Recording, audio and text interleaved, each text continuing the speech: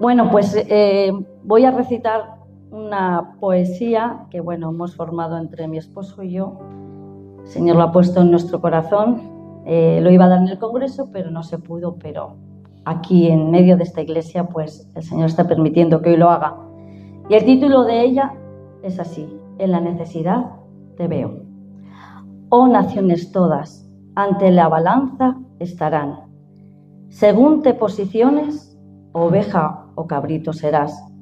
Las palabras del Maestro me hacen pensar que sin misericordia es imposible llegar. Tu cara, Señor, me haces identificar. Cuando veo al hambriento, a ti te veo. Cuando veo al sediento, a ti te veo. Cuando veo al forastero, a ti te veo. Cuando veo al desnudo, a ti te veo. Cuando veo al enfermo, a ti te veo. Cuando veo al privado de libertad, a ti te veo. Cuando veo al confinado, a ti te veo. Gracias por aquellos, Padre, que entendieron los tiempos y a nuestra casa llegó tu palabra. Entonces, Señor, entendimos la importancia de la libertad, también en la virtualidad. Amén. Amén. Esto está dedicado especialmente al Señor y a aquellos obedientes que vieron y ven la necesidad. Amén. Amén. Y qué bonita, ¿verdad? Esta poesía da mucho que reflexionar. Hay que pensarla muy bien. Que la colgaremos luego en el grupo de Levante, para el que la quiera tener, que la tenga. Pero da mucho que reflexionar. Mucho. Porque en el Congreso realmente oímos mucho. Y se nos explicó, claro, yo todavía estoy digiriendo parte de lo que escuchamos allá. Evidentemente que ya saben que el Señor nos exhorta y nos alerta de que hay que retener lo bueno y desechar lo malo, eso siempre, porque todos tenemos partes que ponemos de hombres, somos humanos, intentamos que no, Así que lo que está escrito en la palabra de Dios, eso sí que es sí y amén, y lo que escuchamos de más, hay que meditarlo, filtrarlo por el filtro del Espíritu Santo, y lo que es de Dios retenerlo, y lo que ha puesto el hombre, pues evidentemente desecharlo. Pero fue precioso escuchar muchas cosas, sobre todo oímos mucho sobre Mateo 24, que es el sermón profético que el mismo Jesús dio. El sermón profético que el mismo Jesús dio para el final de los tiempos. Y nos hablaron mucho de Mateo 24, pero no acaba ahí el sermón profético, luego va a Mateo 25, ¿verdad? No lo podemos poner, pero yo no lo voy a leer, porque leer Mateo 25 pues es largo. El mismo viernes nos compartió la hermana Vanessa nos trajo el sentir de la palabra junto con las oraciones, y nos compartió de las 10 vírgenes. Esa es la primera parte de Mateo 25. Amén. Luego la segunda parte de Mateo 25 es, ¿quién lo sabe? Las parábolas de los talentos. Aleluya. Y la última parte de Mateo 25 es, aleluya, o valle de la decisión. El juicio a las naciones o valle de la decisión. Y ahí, entre Mateo 24 y Mateo 25, el Señor nos da claramente un sermón profético de cuando Él va a volver de nuevo. Y nos hablaron claramente, ¿verdad?, de que oiremos de guerras, rumores de guerras, todas estas cosas, y evidentemente va a ser así. El Señor siempre tiene su plan perfecto. Él nunca deja nada, no es como nosotros los humanos que siempre dejamos algo en la deriva o algo que se nos esconde, sino que el Señor siempre traza su plan perfecto. Igual que se trazó en su primera venida, que estaba todo escrito, todo revelado en los profetas, desde el Génesis ya, incluso la posición, como hablamos aquí también del tabernáculo y del templo, ¿no? la posición importante ya de Jesús que hablaba en aquellos tiempos, ¿verdad? Pues igual ahora en su segunda venida va a ocurrir lo mismo. Es un plan trazado perfectamente de tal manera que es muy difícil no ser entendido en los tiempos si lees la palabra de Dios. Ahora, si no leemos la palabra de Dios, pues claro, es complicadísimo ser entendidos en los tiempos. Pero leyendo la palabra de Dios, no me diga que es difícil. Simplemente hay que leerla y hay que escucharla con el corazón. Evidentemente, luego sellada por el Espíritu Santo, que es el que trae la palabra rema, la palabra viva y eficaz, que es la que al final los hijos de Dios entendemos. Amén. Y en este sermón profético de los fin de los tiempos, en el Mateo 25, habla de la parábola de las 10 vírgenes. Y es curioso, ¿verdad?, que solo cinco supieron gestionar el aceite. ¿Qué quiero decir con esto? Yo entiendo que las otras 5 tuvieron aceite. Es lo que yo entiendo. Porque habla de 10 vírgenes. 10 personas que tenían luz en su vida, porque tenían una lámpara. Las 10 tenían la lámpara. Las 10 tenían ministerio. Las 10 aceptaron a Dios en su vida. Amén. Tenían la luz, tenían la lámpara. El problema es que 5 de ellas supieron gestionar bien el aceite, la comunión con Dios, la llenura del Espíritu Santo, que solo viene por la comunión con Dios. Sí, solo viene por la comunión con Dios. Es verdad que cuando aceptamos a Jesús entra el Padre, entra el Hijo y el Espíritu. Sí, está claro. Pero cuando nosotros tenemos comunión con Dios, ¿qué estamos haciendo? Subir al monte, traer leña. Aleluya. Y el Espíritu de Dios, ¿verdad?, nos llena. Aleluya. La comunión con Dios es lo que hace tener aceite. Y claro, cuando llega el esposo y salen a recibirle, salen las 10. Salen las 10 con sus lámparas, porque las 10 habían recibido ministerio, las 10 habían recibido a Dios. Pero es curioso que 5 de ellas no tenían aceite, por lo tanto no tenían luz. Y las otras 5 supieron gestionar el aceite, supieron gestionar su relación con Dios. Eran personas que de buena mañana ya se levantaban, y no se levantaban con el pie izquierdo, sino que se levantaban con el pie derecho, de honrar al Señor y poner su vida y sus familias delante del Señor. Aleluya. Leer la palabra, orar, ayunar. Aleluya. Todas estas cosas son lo que nos hace gestionar bien la relación con Dios, para que no nos falte el aceite, ¿verdad? ¡Qué bueno! Y eso es lo que hay que hacer, ser buenos gestionadores del aceite, tener una buena relación y sana relación con Dios. Yo, el título que le he puesto hoy al mensaje es: no solo entendidos, sino también preparados. Aleluya. Y entiendo que las 10 vírgenes eran entendidas, pero solo 5 estaban preparadas. Tenían una buena relación, una sana relación con el Señor. Y por eso ocurrió lo que ocurrió, ¿verdad? Así que es fácil caminar en los tiempos de prosperidad y podemos caer en el error de descuidarnos y no producir ese aceite que hemos hablado, esa relación con Dios. Hay que tener una cosa clara. El aceite no es como la lámpara. La lámpara se hace, se crea, ¿verdad? Pero el aceite, ¿qué hay que hacer para obtener aceite? Hay que sembrar, hay que preparar, hay que cuidar, hay que dedicar tiempo. Y entonces obtenemos el fruto del olivo, que es la oliva. Y de la oliva sale, sea paciencia, hermano. Su relación con Dios debe ser una relación paciente. no aspire a nada más que a ser un hijo o una hija de Dios, de corazón.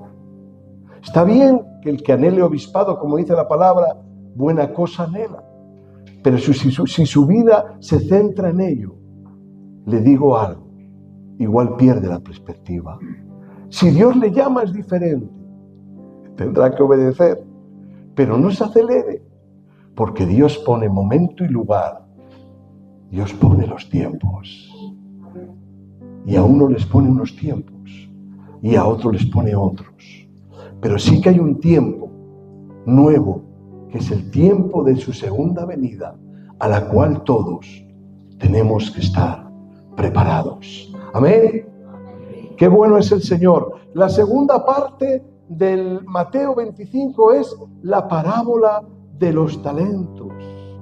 Y la parábola de los talentos lo que nos enseña es que debemos ser buenos administradores de Dios. El resumen de esta parábola es que debemos de ser buenos administradores de Dios. Y en estos tiempos que vienen, curiosamente, en ese sermón profético que Jesús nos da del final de los tiempos, aleluya, nos dice claramente que seamos buenos, que gestionemos bien el aceite, la comunión con Él, y en segundo lugar nos dice que seamos buenos administradores. Ya saben que a uno le dieron 5 talentos, a otro le dio el Señor 2 talentos y a otro le dio 1 talento. Y es curioso, ¿verdad?, que por norma general debería de ser al revés. El que tiene 5 talentos, pues como que se puede conformar y decir, bueno, puedo descansar. O al que tiene 2 dice, bueno, si me falta uno me queda otro. Pero es curioso que el que no supo ser buen administrador es el que tenía 1, que es precisamente el que tenía que haber dicho, oye, que tengo 1, a ver si me le van a quitar o se va a perder y me quedo sin ninguno. Esto me hacía reflexionar mucho, ¿verdad? Aleluya. Y claro, el Señor en su palabra dice que al que tiene se le dará más, pero al que no tiene, lo poco que tiene se le quitará. ¿Y saben a quién se le dio, verdad? Al que tenía más. Así que eso, cuando escuches que Dios es comunista, es mentira, porque Él repartió conforme la capacidad de cada uno. Dios es bueno, Dios es misericordioso, y a Dios no le agrada que haya gente muriéndose de hambre. Pero de ahí a ser comunista va mucho. Dios es justo, y si hay alguien justo en la tierra es Él. Y si nosotros le obedecemos a Él, seguramente la humanidad le obedecería, no habría hambre en la tierra.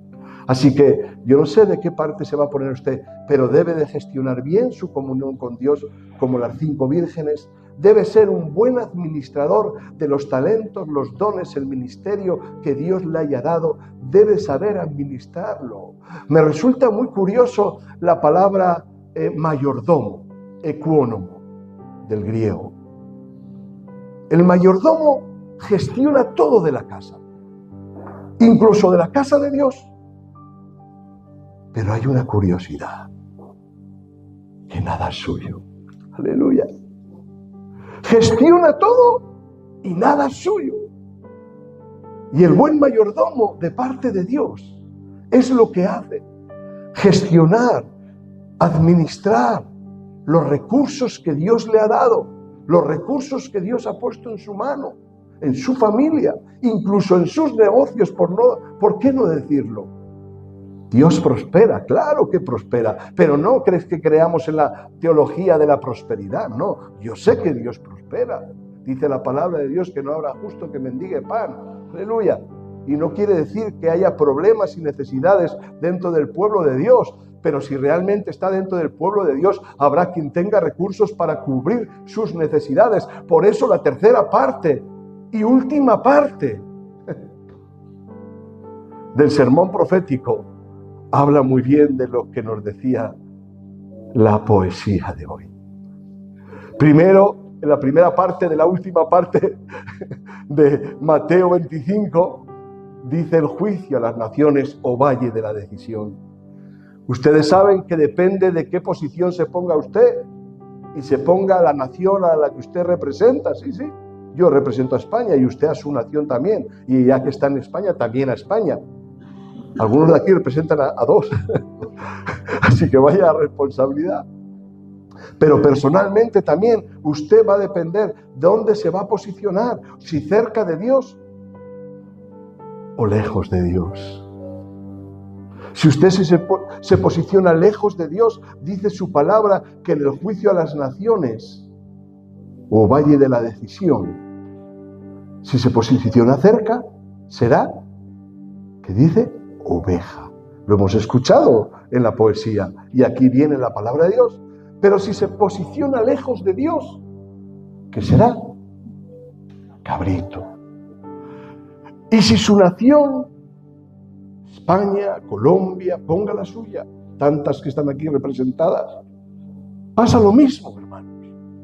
Si se posiciona cerca de Dios, serán ovejas, naciones ovejas. Pero si se posicionan lejos de Dios, como por desgracia está sucediendo en Europa y creo que ya ha llegado allá, porque al igual que en Europa recibimos las bendiciones de Dios y fue un gran avivamiento espiritual, al que sí que podemos mirar con lupa y había cositas que no estaban bien, pero hubo una gran bendición cristiana en Europa y esa bendición cristiana se trasladó para allá.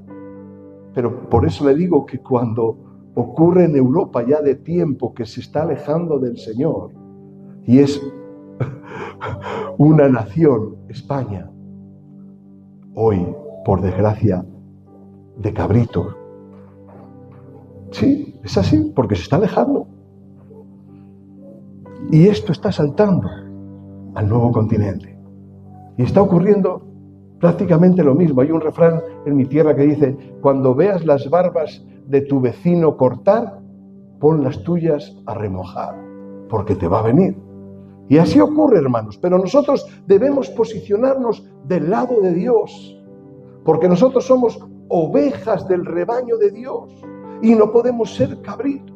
Y usted tiene una gran responsabilidad personal, pero también una gran responsabilidad como ciudadano de su país, para que su país se identifique cerca de Dios y no lejos de Dios, porque en ese juicio a las naciones, que evidentemente cuando esto ocurría estábamos hablando hace 2000 años, y estamos hablando ¿de dónde? De Israel, de Jerusalén, donde el pueblo de Dios. Y aquí también habla de aquellos que apoyaron al pueblo de Dios, aquellos que apoyan al pueblo de Dios, al pueblo de Israel, están, quieras que no, al lado, cerquita del Señor, de alguna manera. Pero aquellos que hoy en día tienen que decidir, una de las cosas que los políticos hoy tienen que decidir, una de ellas, no la única, pero una de ellas es: ¿cómo me posiciono frente a Israel? Usted sabe que eso es una actualidad. Y por desgracia, lo estamos viendo, muchas naciones no se posicionan al lado de Israel. Yo no estoy diciendo con esto que nosotros apoyemos la guerra como hijos de Dios. No. Yo me refiero a la palabra de Dios. Al que te bendice será bendecido y al que te maldice será maldecido. Ahora bien, si tenemos que mirar y decir: oye, no está bien lo que está ocurriendo, mire, yo no voy a entrar en eso. Lo que sí que entiendo que las guerras matan y las guerras no son buenas. Y las guerras Dios las permite, como escuchemos en el Congreso, pero Dios no las genera. Cuidado, Dios no las genera, Dios las permite para tratar a las naciones, como nos dijo el hermano en el Congreso, ¿verdad? Pero Dios no las genera, porque Dios es amor y Dios es paz, es salón, la paz eterna. Amén. Y es curioso, ¿verdad? ¿Dónde te posicionas? Al lado de Dios eres oveja, al lado alejado de Dios eres cabrito. Pero acto seguido nos dice lo que hay que hacer, los deberes que debe de hacer todo cristiano, toda nación, y es ver a Jesús. Y como dice la Escritura, ¿Cómo podemos decir que conocemos a Dios que no le vemos? ¿O amamos a Dios que no le vemos y no amamos a nuestros hermanos? Y ahí nos dice una serie, ¿verdad?, de cosas que se ve la cara de Jesús, al mismo Jesús. Cuando veo al hambriento, estoy viendo a Jesús. Cuando veo al sediento, estoy viendo a Jesús. Cuando veo al forastero, estoy viendo a Jesús. Cuando veo al preso, estoy viendo a Jesús. ¿Amén o no amén? ¿Es así? Y usted está viendo la necesidad. Porque esto es justo la última parte del sermón profético de Jesús, del final de los tiempos. Y si usted está al lado de Dios, usted tiene que ver la necesidad. Y si Dios le está dando recursos, no es solamente para que usted viva bien, que también, sino para que aquellos que lo necesitan, usted sea un instrumento de honra para poder cubrir las necesidades. Por eso, yo no sé usted, pero yo tengo bien claro cuáles son mis prioridades. Y a veces no es ganar dinero, sino honrar a Dios. Y la forma de honrar a Dios es sabiendo gestionar nuestro tiempo en la relación con Dios. En segundo lugar, ser buenos administradores de lo que Dios nos da, incluso su trabajo, su economía, mi trabajo, mi economía. Aleluya. Y en tercer lugar, posicionarme al lado de Dios. Aleluya. E identificar las necesidades para estar donde Jesús estuvo. Amén. Amén. Y en esa forma, hermanos, estemos preparados. Esa forma estamos entendidos más que en los tiempos. Porque si alguien entiende los tiempos, es el que crea los tiempos. Y ese es Jesús. Ese es Dios. Él es el alfa y la omega, el principio y el fin. Aleluya. Así que nosotros, obedientes a Dios, trabajemos arduamente para poder recibirle, como las 5 vírgenes, con lámparas y con, aleluya, gloria al Señor. Y en este tiempo, gestionando y administrando todo, pero como que no fuera nuestro. ¿El bolsillo le cuesta gestionar su bolsillo o es solo suyo? Yo creo que es una cosa de las que más cuesta el bolsillo. Pues mire, yo le voy a decir algo. Su bolsillo es de Dios. Su bolsillo es de Dios. Y se lo está diciendo alguien que ya sabe que no vive de un sueldo pastoral. Que no hay, al revés, el que vive de ello, la misma honra tiene, ¿eh? Porque la palabra de Dios lo dice, el obrero es digno de su salario. Pero yo lo puedo decir esto con más atrevimiento, si me lo quiere, porque no vivo de las ofrendas ni de los diezmos. Gracias a Dios, Dios me dio una empresita, la gestiono, pero de esa empresa no solo vivo yo y mi familia, que es así, vivimos 5, o sea, 3 familias y algún empleado. Pero también sé que eso es de Dios. Y que en cualquier momento, igual que lo he tenido que hacer varias veces en el caminar en Cristo, hemos tenido que dar volantazo sin estrellarnos, volantando a cambio de rumbo, siempre hemos sabido que todo, mi vida, mi familia, mi trabajo, mis recursos, la iglesia, la ciudad donde vivo, todo es de Dios. Y de esa forma, pues vives enamorado de Dios. ¿Y sabes por qué nos enamoramos de Dios? Porque Él se ha enamorado de nosotros antes. Y Dios es un Dios enamorado. Amén. Pero no de cualquiera, sino Dios, como hemos dicho muchas veces, es un enamorado de usted y de mí. Y a veces nos paramos y nos miramos y decimos, uy, ¿de mí? Sí, Dios es un Dios enamorado de usted. Y usted debe enamorarse de Dios para entender los tiempos, pero sobre todo estar preparados para su tiempo. Gloria al Señor. Hemos resumido lo que es Mateo 25 y también en el Congreso, bueno, no pude decir mucho porque había unos hermanos y había que mantener el orden, pero sí di una pinceladita de lo que Dios me estaba hablando sobre el tema. Y me gustaría que ahí sí nos iríamos. Algunos de ustedes ya lo han escuchado, no todo, pero parte de esto. Primera de Crónicas 12:32. Primera de Crónicas, el primer libro de las Crónicas de los Reyes, capítulo 12:32.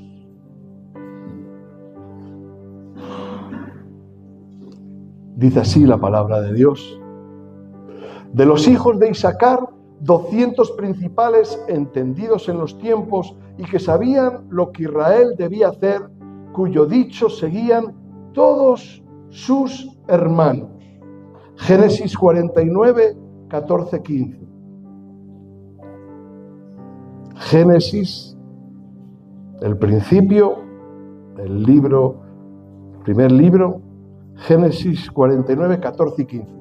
Dice así la palabra de Dios: Isaacar, asno fuerte que se recuesta entre los apriscos, y vio que el descanso era bueno y que la tierra era deleitosa, y bajó su hombro para llevar y sirvió en tributo.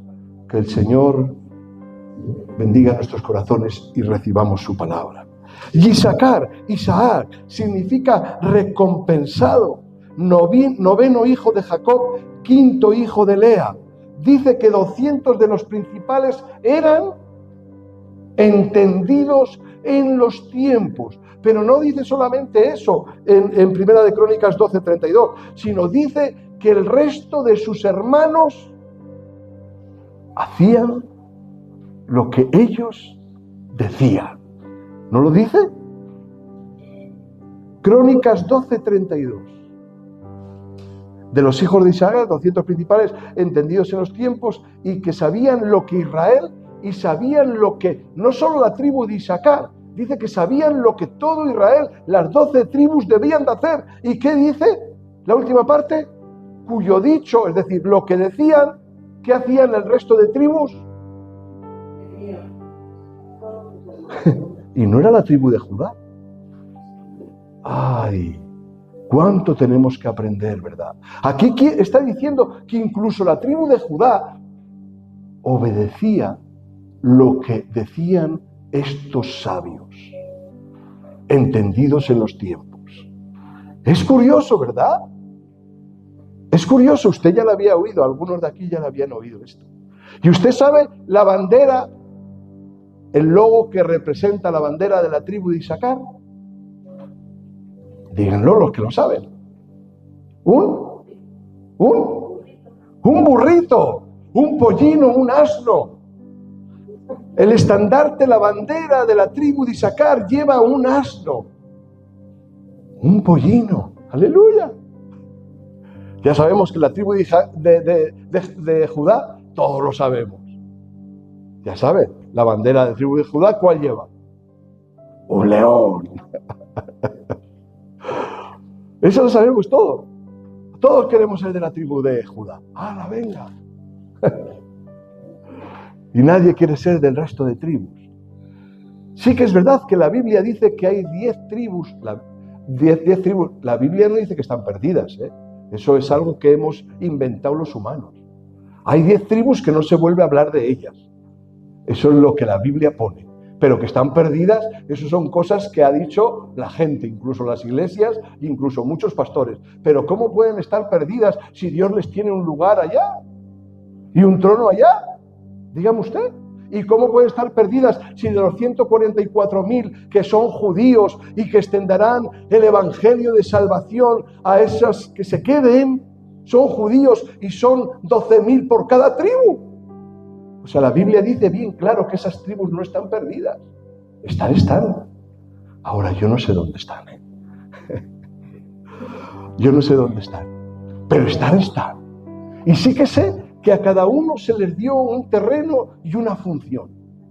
Y aquí, según dice la palabra de Dios, a la tribu de Isaacar, 200 eran sabios, entendidos en los tiempos, y a esta gente, mira, el burrito, aleluya, qué bendición. Sí, claro, es más bonito, la tribu de Judá, venga, el león, claro, yo ya lo sé, claro, pero mire, un burrito. Es curioso, ¿verdad?, que en la entrada triunfal de Jesús a Jerusalén, ¿qué cogió? ¿Un león? ¿Un caballo? Un pollino. Y no cualquier pollino, encima estaba atado. Allá atado. No estaba bien utilizado. Y aquel que no estaba bien utilizado, que era un pollino, que era un asnito, ¿qué hizo Jesús? Tráiganmele. Y ese burrito, ese pollino, ese asno, portó la gloria de Dios. ¡Aleluya! Y entró con el Señor en sus hombros. Fue parte, ¿verdad?, de los vituperios, que no eran para él, era para el de arriba. Pero yo me imagino que el burrito se sentiría también con gozo y alegría de que recibirían al Maestro con ese gozo y con esa alegría. Y usted y yo, como pollinos de Dios, como asnos de Dios, como burros de Dios, nos tenemos que gozar cuando las naciones reciben al Señor. Y cuando usted y yo le portamos en nuestros lomos y vamos en sencillez y en humildad, como ya esta mañana hemos escuchado, y vamos a Javia y a la nación donde Dios nos pone, o ciudad donde Dios nos pone, portando la gloria de Dios en la persona de Jesús. ¡Aleluya! Y que le aplaudan y le reciban. Y usted y yo, contentos y gozosos, porque el siervo, ¿verdad?, el verdadero siervo, se goza con lo que hace, sabiendo que no nos merecemos nada. Gloria a Jesús. Pero fíjese, en Primera de Crónicas 7, versículo 5, porque ahí nos queda todo. Ahora vamos a hablar un poco de lo que es esto de entendidos en los tiempos y final de los tiempos. Primera de Crónicas 7, versículo 5. Y sus hermanos, por todas las familias de Isaacar, contados todos por sus genealogías, eran 87,000 hombres. ¿Cómo eran? ¿En qué? O sea, que eran guerreros natos. Eran guerreros natos. O sea, para que alguien diga, son valientes en extremo, eran guerreros natos, guerreros, vamos, preparados para lo que vendría. Es así. Estaban más que probados. Por eso la Biblia lo dice. Pero ahora miren, vamos a Josué 19, versículo 17 al 23. El libro de Josué, capítulo 19, del 17 al 23. Y aquí viene lo que le estoy diciendo de entendidos en los tiempos, en los finales tiempos. Dice así la palabra del Señor. La cuarta suerte. Bueno, la cuarta suerte se refiere porque antiguamente también el pueblo de Dios echaba suertes, pero no de esa forma de decir, hala, venga, a ver qué pasa. No, no. Cuando habla la Biblia de echar suertes, habla de que sí se puede coger un papelito o una estaquita o algo, se ora y se dice, Señor, tuya es la mano y tuya es la decisión. No se cree en la suerte, sino se cree en que Dios siempre guía, incluso en las circunstancias complicadas de tomar decisiones. Ahora bien, normalmente el pueblo de Dios no lo hacía una vez. No me refiero solo aquí, sino a toda la Biblia, sino lo hacía 3 veces. Y cuando es de Dios, y eso lo haces 3 veces, las 3 veces sale lo mismo. Así que la evidencia es clara. ¿Me está entendiendo? Porque usted y yo podemos echar aquí, mire, más fácil imposible. Podemos echar aquí un papelito. ¿A qué ciudad o a qué país Dios me quiere llevar? Lo echamos, oramos, saco el papel, ¿y qué? Y me voy. Está bien orar, pero ahora usted haga eso 3 veces. Y si sale 3 veces el mismo lugar, yo ya no voy a decir más. Pero creo que algo Dios está diciendo. Amén. Vamos de nuevo a Josué 19, 17. La cuarta suerte correspondió a Isaacar, a los hijos de Isaacar conforme a sus familias. Y fue su territorio Jezreel. Jezreel es uno de los valles más fértiles de Israel. Qué curioso. Jerusalén, donde se le asignó a la tribu de Judá, no es un valle fértil. Usted lo sabe, ¿verdad? Pero ni ahora ni antes. Pero sí tenía su cometido. No hay que desprestigiar a Jerusalén. Es el ombligo del mundo. Y Dios tiene un plan desde el principio hasta el final con Jerusalén. Pero a la tribu de Isaacar se le dio el valle de Jezreel, Kesulot, Sumen, Afaraín, Sion, Anaharat, Rabit, Kisión, Abed, Remet, Enganim, Enhadá y Bet-Pasés. ¿Seguimos? Y llega a este límite hasta Tabor, Sahazima y Bet-Semes y termina en el Jordán. 16 ciudades con sus aldeas. Y el 23. Esta es la heredad de la tribu de los hijos de Isaacar conforme a sus familias. Estas ciudades con sus aldeas. Amén. O sea, hasta el límite era el Jordán. Y claro, donde está el Jordán, el río Jordán, que hay riqueza. Era un valle fértil. Es más, luego, dentro de este territorio, se fundó Nazaret. Curioso, ¿verdad? Ahí no voy a entrar. Pero es curioso que la ciudad de Nazaret está dentro del valle de Jezreel y todo esto. Y allí es donde nació el Señor. Pero ahí no voy a entrar. ¿Y cómo es que guerreros valientes en extremo, Dios les dispone un valle fértil? Porque un valle fértil, ¿para qué es? ¿Para hacer batalla? ¿Para hacer guerras? ¿Para conquistar? ¿Para qué es un valle fértil? ¿Para qué es un terreno fértil? ¿Para qué? Para sembrar. Para preparar la tierra. ¿Y qué hacen ahí? Guerreros valientes en extremo, sembrando, preparando la tierra. Pues mire, yo tengo bien claro, hace muchos años que la iglesia debería estar haciendo esto. Comprando, obteniendo valles fértiles. Porque como dice Mateo 24, cuando oigamos rumores de guerra, ¿verdad? Y ya le estamos oyendo, va a venir hambre, va a venir necesidad. Y si estamos en lugares donde son valles fértiles, donde podemos sembrar, donde podemos poner nuestro ganado, donde podemos en definitiva autoabastecernos,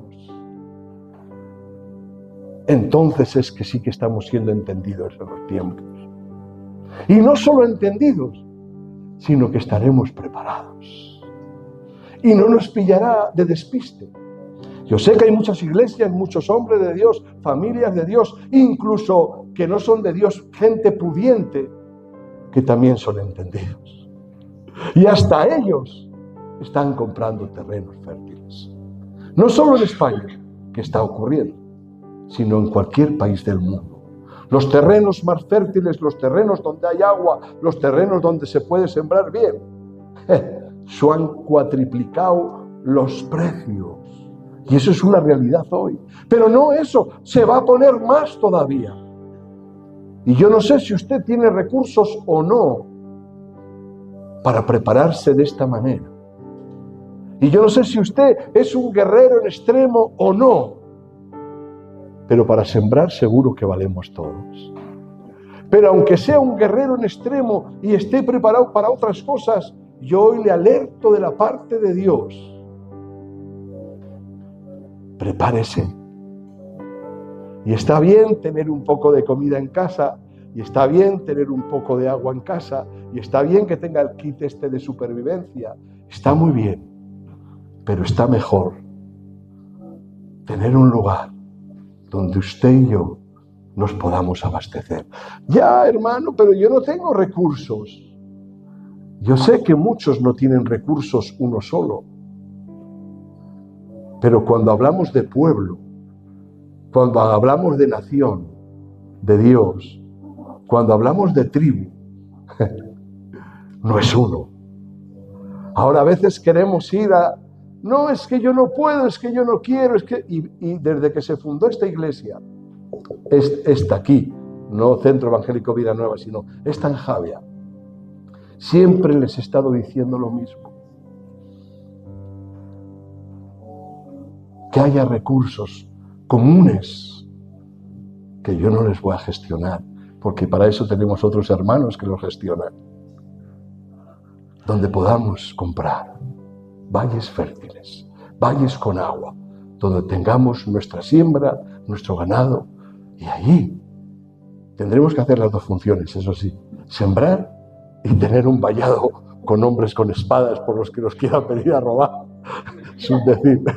Porque claro, imagínese, usted tiene recursos y la gente pasando hambre. Y sí que es verdad que el llamado es también a ver la necesidad de ellos, pero habrá tanta necesidad que seremos incapaces de cubrirla toda. Me viene a la mente José, tremendo José, ¿verdad? Fíjate, un hombre que fue preso, bueno, primero vendido por sus hermanos, desechado, luego preso allá en Egipto y allá en las mazmorras. ¡Buah! Resulta que Dios le da talentos. Sí, dones, talentos. Y le dio un don.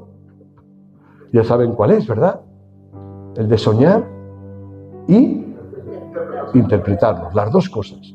O sea, él soñaba y interpretaba. Era tremendo esto. ¿Y qué hizo él? ¿Qué puso el talento?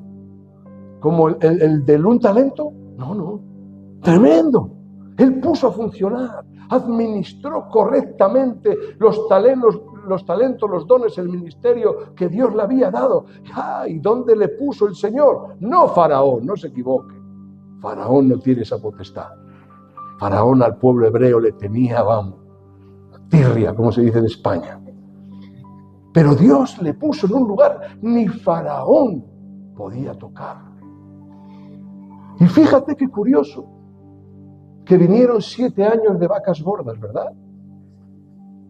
Y él que dijo al pueblo, ustedes tienen que administrar. Es tiempo de recoger, es tiempo de recoger, es tiempo de recoger y guardar. Tiempo de recoger y guardar. Y pasaron los 7 años de vacas gordas. ¿Y qué vino? ¿Qué es lo que va a venir? Es lo que va a venir. ¿Y qué pasó? Que tenían recursos. Porque hubo una buena gestión. Porque hubo una persona que supo gestionar y administrar el talento, el don que Dios le había dado. Y mire, a usted y a mí Dios nos ha dado dones y talentos. Y ministerio. Toma, las 3 cosas. Sí. No se escabulla. Dones, talentos y ministerio. Y ahora depende de usted y de mí lo que hagamos con ellos. Pero si queremos ser entendidos en los tiempos, que lo somos, ahora estemos preparándonos para la gran bendición que Dios va a tener en medio de su pueblo, incluso en circunstancias complicadas, en tiempos difíciles, en tiempos en los que los demás vamos a ver situaciones muy difíciles, adversas. Pueblo de Dios que entienda los tiempos y que esté preparado, va a marcar la diferencia. Igual que la marcó en Egipto, igual que la marcó en el desierto, de donde recibió el pueblo de Dios el alimento, cuando no había nada. Pero entendidos en los tiempos, en su tiempo. No me diga a mí que José no era un entendido en su tiempo.